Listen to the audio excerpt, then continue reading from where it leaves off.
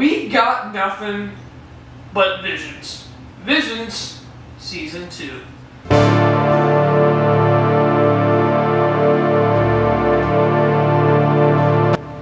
Alright, so literally, you take two of my greatest interests, two of my greatest loves. You got Star Wars, and you got anime. You put them together, and you got Star Wars anime. You literally have Visions, and I am such a fan of the first season of Visions. It really was different from what I was expecting, and I'm sorry, but to me, it's all canon. Yeah, I know. Visions is actually not canon, but what I really like about Visions is just the different art styles it takes. Now, granted, not all of Visions, some of Visions was really excellent. So others, well, the story was kind of like okay, but something that I really found interesting about was just little adventures taking place within the Star Wars universe.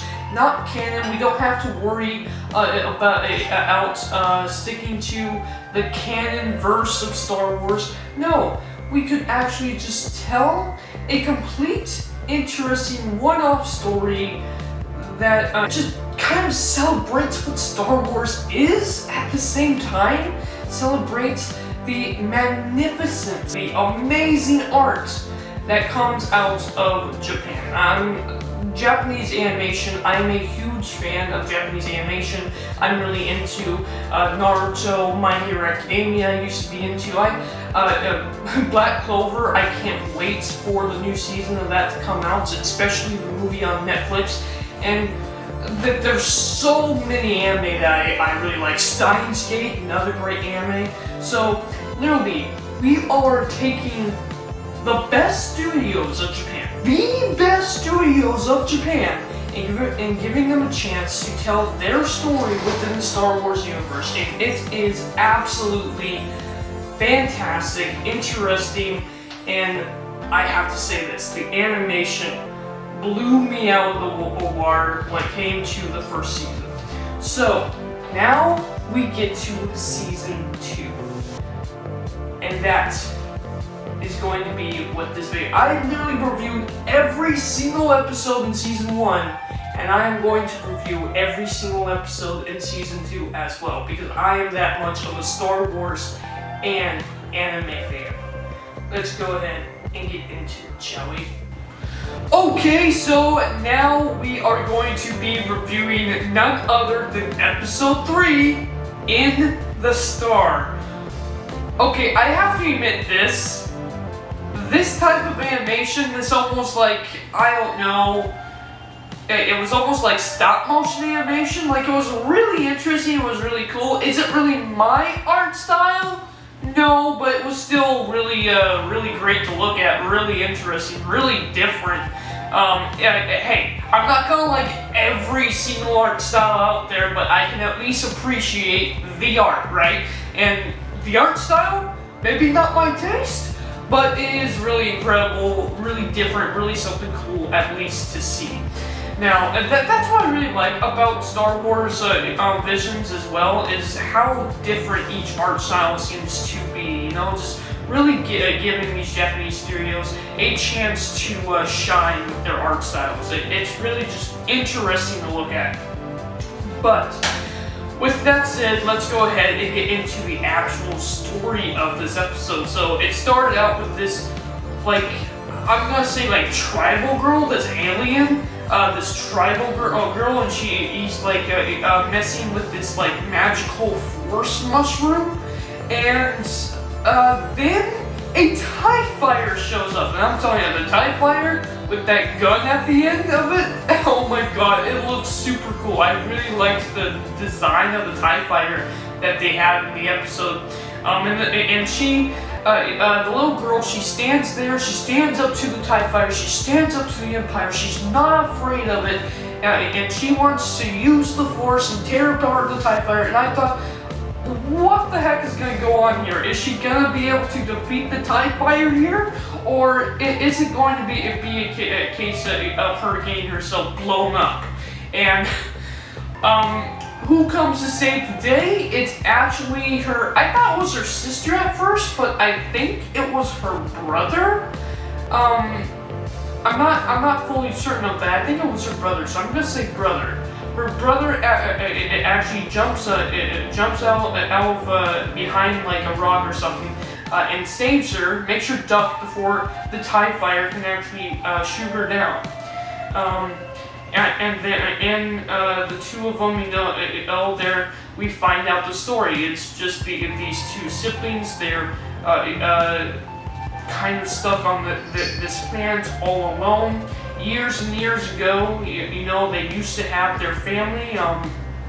Their mom used to be able to use the Force, and from what I'm getting, I really liked how they explained the story too. Basically, the girl uses water and mix it with like the magical dust from a mushroom to create paint, and she paints the story of her and her mom, or at least like the paint almost moves itself. It's really tribal. I really liked the tribe feel of it. It was really different, really interesting for Star Wars. I enjoyed it. I was enjoying it, and the story basically is that they were once happy, just her brother and of course their mother. Their mother had Force powers, and when the Empire came, her mother stood up to them.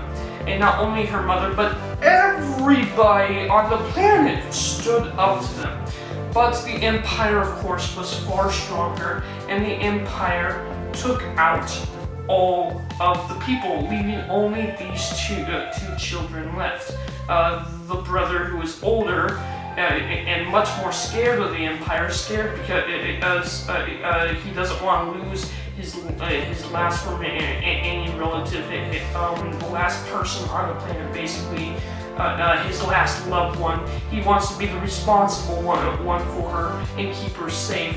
At the same time, she believes in her mother's power.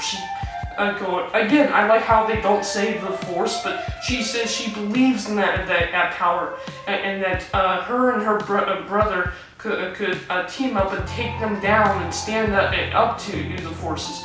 But her brother is like, are you crazy? If we do that, we're gonna get blown up just like everybody else, And they believe that everyone that passed away turned into stars. So we see even night sky, and I like how the smoke from the factory that was placed on their planet was covering the sky, so they could see the stars. They could see their family members looking down on those, which was really interesting because that's what they believe, right? They believe that the people of the stars were looking down on them, and now because the Empire is here, they made an Imperial factory, and they're taking the water from the planets as well as other resources and turning it into machines that work for the Empire. And so it's really hard for these two to get water, to get resources, to survive. But the brother, being the more responsible one, trying to protect his sister, doesn't want to deal with the Empire. He just wants to go in, get some water, and live to fight another day, basically. But really, are they going to fight another day? Well, we have the sister, the little girl, who still believes in the power of the Force, and believes that together they actually might be able to win. But he's kind of lost his way. She still has that spirit within her. And I like the contrast between the two characters, because it's true. As an older sibling, he probably remembers when his mother died. And how that probably affected the family a bit more. So it makes sense that he's kind of lost his way a little bit. Well, she does remember losing her family, but she still has kind of like that spark, at least, and that spark of defiance of the Empire. I really liked that. So they go in. He goes in by himself. He just wants to get the water so that they can survive another day. But she goes in, he defines him, and she wants to take down the Empire, basically. And she gets caught, and he has to save her. And then, they fight, the Empire comes, we got stormtroopers after them, and the one person in charge of the factory is just like, throw her, and this one stormtrooper is about to throw her literally off the side of the cliff. He, of course, that sends the brother to to save the day, but he misses her when he tries to grab her. So that's when he has to. It's a little bit like what happened in Obi-Wan Kenobi, actually. Obi-Wan Kenobi finally had to give in and use the Force again. I really like how the boy, the brother, now seeing his sister is about to fall off the cliff, he's like, okay, now I actually have to believe in that power to save her, and he does, and he uses the Force to save her, and he does save her and pulls her up, and then we pull out the old chicken water, the chicken walker. I said chicken water, the old chicken water.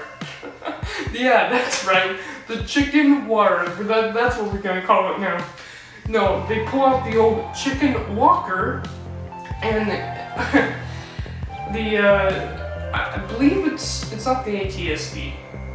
Is it? I can't remember the exact name of it. But that was the machine that took down their parents. Can they actually defeat it? And I loved how when I was watching it, the two were using the Force, and I thought that they were just trying to defeat the machine that overtook their parents, right? Their mother. But no, what they were actually trying to go for is the entire Empire, and using everything they have together as brother and sister, as siblings, as the last people, as the last surviving people of this race that the Empire has destroyed.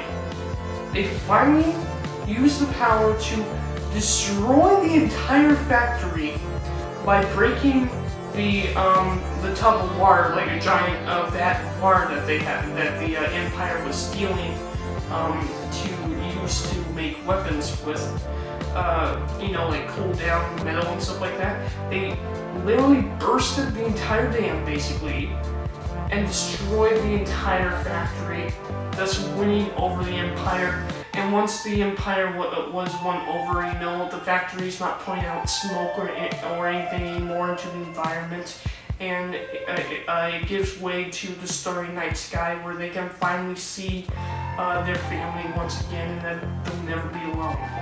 I loved the whole story.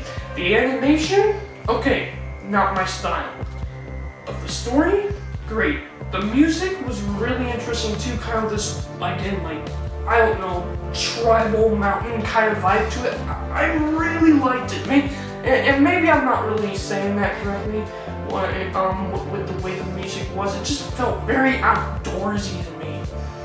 It was fantastic. Really liked it. Let me know what you guys think about episode 3 in the Star down in the comments below. And guess what I'm gonna go do? I'm gonna go watch episode 4.